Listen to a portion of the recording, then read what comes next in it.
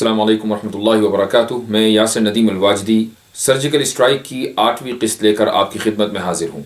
जी news पर तारिक फ़तेह का जो शो चल रहा है, दरअसल वो एक ख़ास जहनीत और ख़ास एजेंडे को सामने रखकर चलाया जा रहा है, जिसका मकसद सिर्फ़ और सिर्फ मुसलमानों को और इस्लाम को हिंदुस्तान में बदनाम करना है। मैंने तारिक फ़तेह को एक हफ़्ते पहले ट्विटर पर चैलेंज किया था, लेकिन तारिक ने मेरे साथ डिबेट करने से इनकार कर दिया, चूँकि उसको मालूम है कि अगर स्टैंडर्ड रूल की रोशनी में उसकी किसी के साथ डिबेट हो गई तो उसका एजेंडा फ़ौरन फाश हो जाएगा, उसका राज फाश हो जाएगा और दुनिया को पता चल जाएगा कि उसका क्या मकसद है और वो अपने शो में कितना झूठ फैलाता है। तारिक फ़तेह से मुताल्लिक़ सबसे पहली वीडियो में मैंने उसका एक मुख्तसर सा तारुफ़ ज़िक्र किया था। आज की इस वीडियो में उसके अक़ायद के ऊपर कुछ रोशनी डाली जाएगी। दरअसल आज की वीडियो उसके अक़ायद का तारुफ़ और आपकी गैरत का इम्तिहान है। बात शुरू करने से पहले मैं अपने हिंदू भाइयों से एक बात ज़रूर कहना चाहूँगा कि तारिक फ़तेह अपने आप को मुसलमान कहता है और हम भी मुसलमान हैं। अब ये मुसलमानों का झगड़ा हो गया है।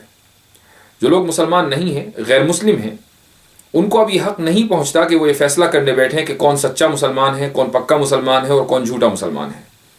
इसलिए मैं तमाम हिंदू भाइयों से गुजारिश करूँगा कि वो इस क़ज़िये से अपने आप को अलग रख लें, इस बहस से अपने आप को अलग रखें और मुसलमानों के इस अंदरूनी मसले में दखल न दें। बहुत से कट्टरपंथियों के दखल देने की वजह से इस मुल्क में जो फ़िज़ा बन रही है वो ऐसी बन रही है कि गोया के तारिक फ़तेह उन लोगों का लाया हुआ और उन लोगों का प्लांट किया हुआ है कि जो मुसलमानों को और हिंदुओं को इस मुल्क में चैन से रहने देना नहीं चाहते। इसलिए आज की इस वीडियो के मुखातब हिंदू भाई नहीं हैं, बल्कि आज की वीडियो के मुखातब इस मुल्क के 20 करोड़ मुसलमान हैं और उनकी गैरत है। आइए सबसे पहले देखते हैं कि तारिक फ़तेह ने किस तरीके से नबी करीम सल्लल्लाहु अलैहि वसल्लम की शान में गुस्ताखी की है। और सिर्फ इसी पर नहीं, आप सल्लल्लाहु अलैहि वसल्लम की शान में गुस्ताखी के अलावा इसने अल्लाह की शान में भी गुस्ताखी की है। इसकी कुछ पुरानी वीडियोज़ हैं जो यूट्यूब पर पड़ी हुई हैं।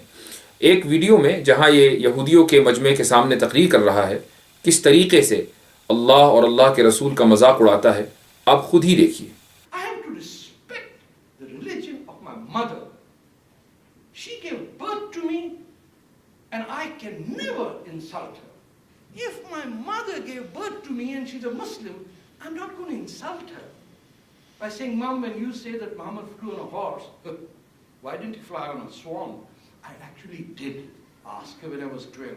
I was beaten. I can't tell you. I said, why a horse, Mom?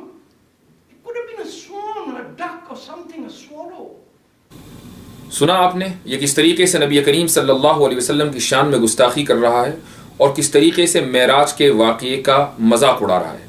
ये कह रहा है कि मेरी माँ चूँकि मुसलमान थी, इसलिए मैं कभी भी उनका दिल दुखाना नहीं चाहता था, इसलिए मैंने कभी उनके मज़हब की बेइज्जती नहीं की। हालांकि मैं अगर ये चाहता तो पूछ सकता था कि अगर मोहम्मद सल्लल्लाहु अलैहि वसल्लम को मेराज पर जाना ही था तो वो घोड़े पर सवार होकर क्यों गए, घोड़े पर उड़कर क्यों गए, वो किसी स्वान या बत्तख के ऊपर उड़कर क्यों नहीं गए। ये सवाल इसने इसलिए नहीं किया कि वाकई ये समझना चाहता था, बल्कि गैर मुस्लिमों में खुसूसन यहूदियों के मजमे में ये जिस अंदाज से अदाकारी करके दिखा रहा है, दरअसल ये नबी करीम सल्लल्लाहु अलैहि वसल्लम की तौहीन कर रहा है। इसके बाद आगे देखिए क्या कहता है, आपके रोंगटे खड़े हो जाएंगे। आपने नबी करीम सल्लल्लाहु अलैहि वसल्लम की तौहीन बहुत से लोगों को करते हुए देखा है, लेकिन जिस तरीके से इसने नबी करीम अलैहिस्सलातु वस्सलाम की शान में गुस्ताखी की है, शायद के डेनमार्क के कार्टूनिस्ट का वहां तक कभी जहन न गया हो। ये देखिए क्या कहता है। That Muhammad was a rapist, or Muhammad killed 700 Jewish children, and this slaughter happened, or that happened, or he's a child wife. That is merely to satisfy your ego and to look around the hall and say, I told you so, I told you so, Muhammad's a rapist. आपने देखा कि इसने क्या कहा। इसने जिस अंदाज से नबी करीम सल्लल्लाहु अलैहि वसल्लम की शान में गुस्ताखी की है, दरअसल उस बात का तर्जुमा करते हुए भी रूह कांपती है। इस शख्स ने अलियाज़ बिल्लाह नबी करीम सल्लल्लाहु अलैहि वसल्लम को कातिल, 700 यहूदियों का कातिल और रेपिस्ट बतलाया है, यानी रेप करने वाला। मैं समझता हूँ कि नबी करीम अलैहिस्सलातु वस्सलाम की शान में बहुत से लोगों ने गुस्ताखियाँ की हैं, बहुत से लोगों ने कार्टून बनाए हैं और हिंदुस्तान में भी कुछ लोगों ने नबी करीम सल्लल्लाहु अलैहि वसल्लम की शान में गुस्ताखी की है और ब्लास्फेमी का इर्तिकाब किया है। فریڈم آف ایکسپریشن کا ناجائز فائدہ اٹھاتے ہوئے، لیکن جس انداز سے اس شخص نے نبی کریم علیہ الصلاۃ والسلام کی شان میں گستاخی کی ہے، آپ کو اس کی نظیر نہیں ملے گی۔ یہ سنانا میری مجبوری تھی، اس لیے کلپ کے اس حصے کو اس ویڈیو میں شامل کیا گیا ہے، ورنہ نبی کریم علیہ الصلاۃ والسلام کی شان میں گستاخی کرنے والے کی گستاخی کو نقل کرنا بھی گناہ ہے۔ اب آگے دیکھیے، یہ خود ہی اپنا واقعہ سناتا ہے کہ ہم کس طریقے سے قرآن کریم کا مذاق اڑایا کرتے تھے۔ اگر یقین نہیں آتا تو خود ہی سنیے، یہ دیکھیے کیا کہتا ہے۔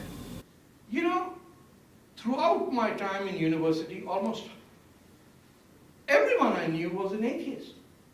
We would go in the university bus singing parody about Quranic verses. یہ کہہ رہا ہے کہ جس زمانے میں میں یونیورسٹی میں پڑھتا تھا تو میرے جتنے جاننے والے تھے وہ سب کے سب ایتھیسٹ، ملحد یعنی خدا کے وجود کا انکار کرنے والے تھے، اور جب ہم بس میں بیٹھ کر جایا کرتے تھے تو ہم سب لوگ قرآن کی آیتوں کا مذاق اڑایا کرتے تھے۔ تو نبی کریم صلی اللہ علیہ وسلم کی شان میں گستاخی کے بعد اس نے قرآن کریم کی بھی توہین کی ہے۔ لیکن یہ شخص یہیں نہیں رکا، بلکہ قرآن کریم پر ایمان نہ لانے کی اس نے بڑی بوگس دلیل دی ہے۔ آپ اس دلیل کو سنیے اور خود جانیے، خود فیصلہ کیجئے کہ کیا یہ شخص مسلمان ہو سکتا ہے۔ So what is it to be a Muslim?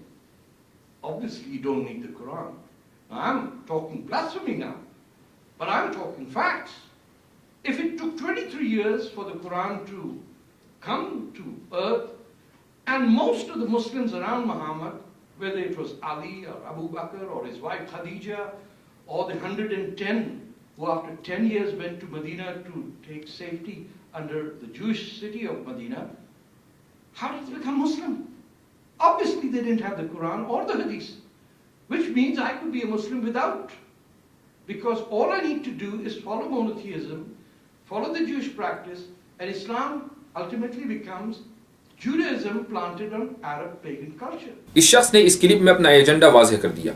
اس نے یہ کہا کہ نبی کریم صلی اللہ علیہ وسلم کی بعثت کے بعد 13 سال تک مسلمان مکے میں رہے ہیں، پورا قرآن کریم تو نازل نہیں ہوا تھا، اور اس کے بعد یہ مسلمان مکے سے ہجرت کر کے یہودی شہر مدینہ پہنچے، اور یہاں پر بھی ان کے پاس نہ پورا قرآن تھا نہ ساری حدیثیں تھیں، اس کے باوجود بھی وہ مسلمان تھے۔ اس کا مطلب یہ ہے کہ پورے قرآن پر ایمان لانا ضروری نہیں ہے۔ اب آگے یہ کہتا ہے کہ اگر میں قرآن پر ایمان لائے بغیر صرف اللہ کے ایک ہونے کو مان لوں اور یہودیت فالو کرنا شروع کر دوں تو میں مسلمان ہوں۔ یہ ہے اس شخص کا عقیدہ۔ کیا اتنی صراحت کے بعد، اتنے واضح الفاظ سامنے آنے کے بعد، کیا ابھی بھی کسی کو شک ہے کہ اس کا ایجنڈا کیا ہے؟